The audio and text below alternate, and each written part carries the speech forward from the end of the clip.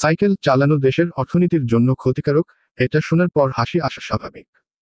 তবে একটু ভেবে দেখুন, এর মধ্যে লুকিয়ে আছে একটি গভীর বার্তা। একজন সাইকেল চালক বা হেঁটে চলা ব্যক্তি আসলে কি করেন না? তিনি গাড়ি কেনেন না, লোন নেন না, গাড়ির বীমা করান না, তেল কেনেন না, গাড়ির সার্ভিসিং বা পার্কিংয়ের খরচ করেন না। শারীরিকভাবে সুস্থ থাকেন, ফলে মোটা হন না। এখন এই সুস্থতা আবার দেশের অর্থনীতির জন্য ক্ষতিকর। কারণ তিনি বেশি ওষুধ কেনেন না, হাসপাতালের যান না বা ডাক্তার দেখান না। তিনি জিডিপিতে উল্লেখযোগ্য খরচের জায়গা তৈরি করেন না।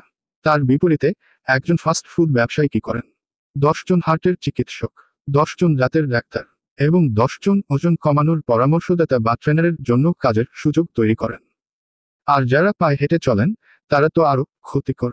কারণ তারা সাইকেলটাও কেনেন না। শিক্ষণীয় বার্তা।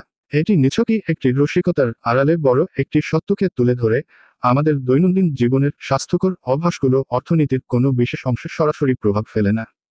তবে এটি সামগ্রিকভাবে সমাজের জন্য উপকারী। আপনার সুস্থতা শুধু আপনার নয়, পরোক্ষভাবে একটি সুস্থ জাতি তৈরিতে সাহায্য করে। তাই অর্থনীতির চিন্তা বাদ দিয়ে নিজের স্বাস্থ্যকে অগ্রাধিকার দিন। নিজে সুস্থ থাকুন, অন্যদেরও সুস্থ থাকার অনুপ্রেরণা